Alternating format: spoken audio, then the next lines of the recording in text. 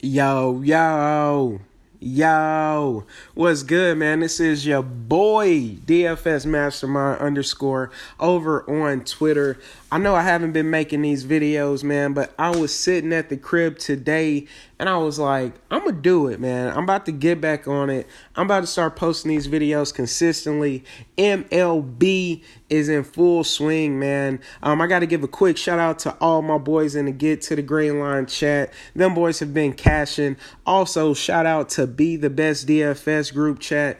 Those guys have been crushing in there as well.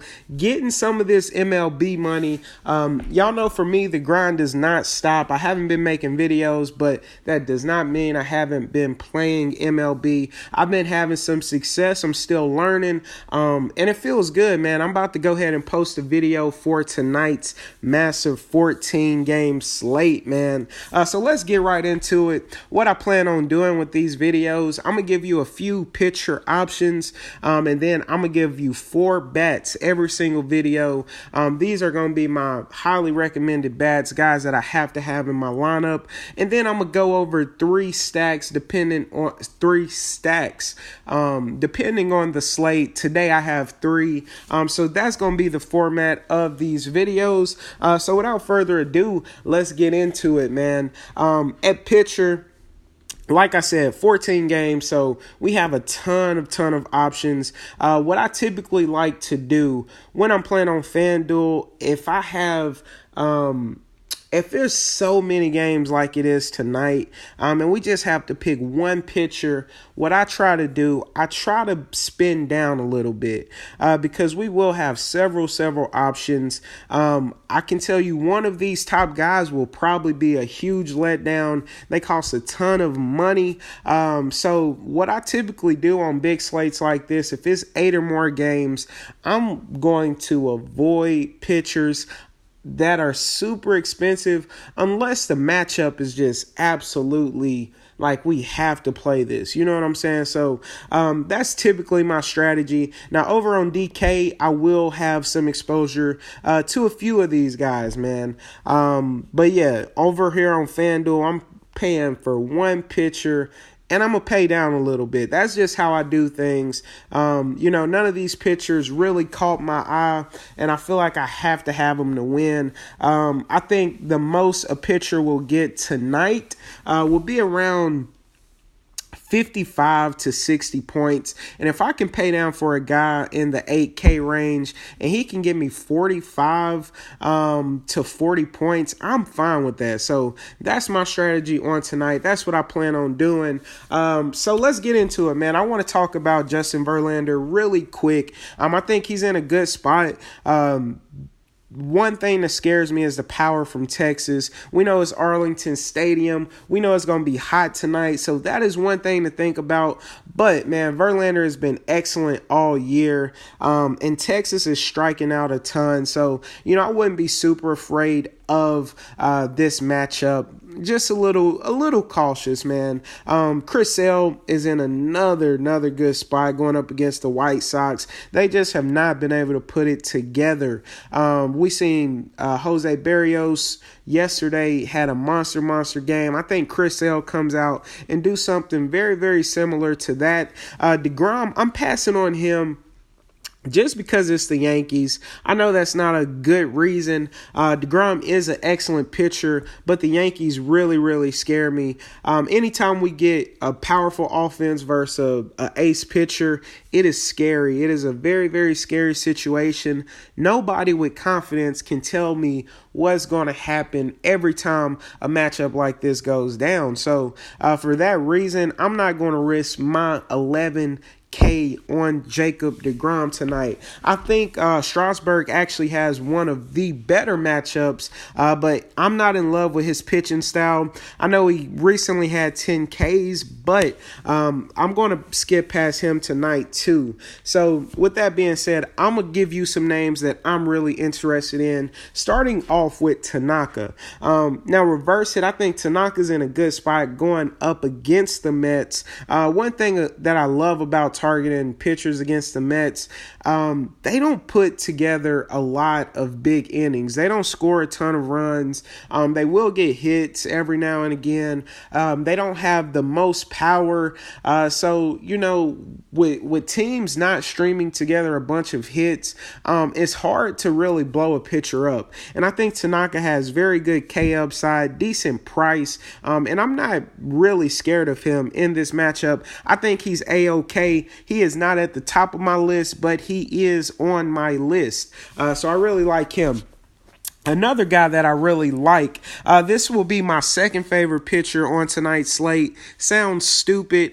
I can tell you this, he will be low owned. It's going to be Zach Greinke. I still look at him as an elite pitcher, an ace pitcher. I think he's one of the better pitchers on the slate. The only problem is he's playing in Colorado. We know the Rockies typically bring it when they're at home. The altitude, we all know that. We know the drill, man. We know what the Rockies stadium brings to opposing pitchers, and it's very scary, man. But I think with Greinke's upside, his K upside, I think he's going to be in play. Very, very cheap price. I really like him tonight, so he will be my second favorite pitcher. And my number one pitcher right now is Caleb Smith. I'm kind of going back and forth between him and Greinke. Smith is going up against the Padres. It has been a trend for the past 3 years. We want to target pitchers against the Padres. They strike out a ton, and they're not showing too much more improvement. I think Caleb Smith will be in a very good spot. Looking for a bounce-back game. I know his last game versus Arizona didn't go as planned, but he will be at home. He just played the Padres a week ago, so I think he will have his head on straight. I look for those Ks to uptick a little bit. I look for him to get the quality start and the W, man. So those are two things we got to look for no matter what pitcher we get. We want the quality start and we want the W. But I think he's going to be in a very good spot. So that's going to be the guy I lock in right now. But if you're feeling brave, man, if you're feeling like taking a bit of a risk, go ahead and lock in Zach Greinke, man. I think I might do it with you. But let's go ahead and get into some of these bats. Now, I paid down a little bit at pitcher, so I'm going to spend up a tad bit with some of these bats. I want to start off with second base. Jose Altuve, anytime we see him start to make very, very solid contact, we want to hop on the Altuve train. 4,100 in Arlington. Houston has one of the highest run totals on the board. I think he'll be somewhat chalky. Those people that's going to pay up for pitcher, they're not going to have a lot of extra money to spare. So I want to go ahead and get me some few expensive bats that I believe will come through in a big way. And I want to start off with Jose Altuve. Going up against Doug Fisker, man. Very, very good matchup. Moving on to third base. My top third base today is going to be Kyle Seager. Going up against Wilmer Font. I don't know too much about this guy. What I do know, he is a backup. He's a reliever. So these guys will be in their bullpen pretty early, if I'm guessing. I think Seattle, I'm going to talk about stacks later, but Seattle is one of the best stacks on tonight's slate, in my opinion. I'll get more into that a little later. But my boy Seager will have the handiness advantage in this matchup. He hit a ding the other day. I look forward to him coming in and showing out today. I think it's a good spot for him, man. Very cheap price. And I really like this Seattle team as a whole. So I wanted to go ahead and slide him into my third base slot. Moving on to outfield. I got two outfielders for you. Two of them are very, very cheap. If my phone will load. I guess it's my internet connection. Come on, man. Come on. There we go. All right. 2 cheap outfielders for you. Let's start off with the number 1 guy, Curtis Granderson, taking on Cashner, man. He's taking on Andrew Cashner, or Trashner, as people like to call him amongst the DFS community. It should be a very good matchup for Curtis Granderson. We know he's the lefty. We got Cash.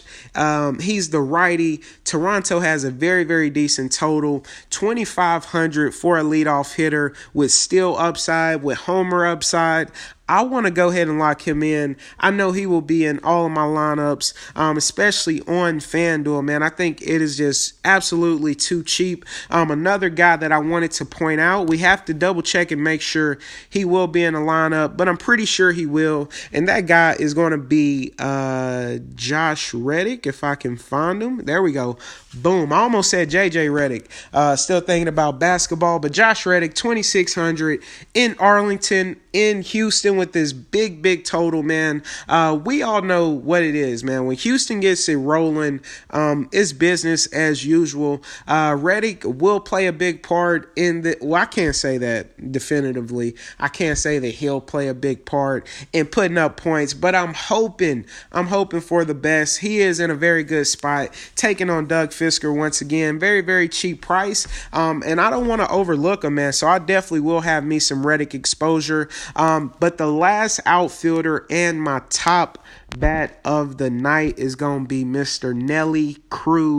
Nelson Cruz, man, wrapping it up with my top hitters.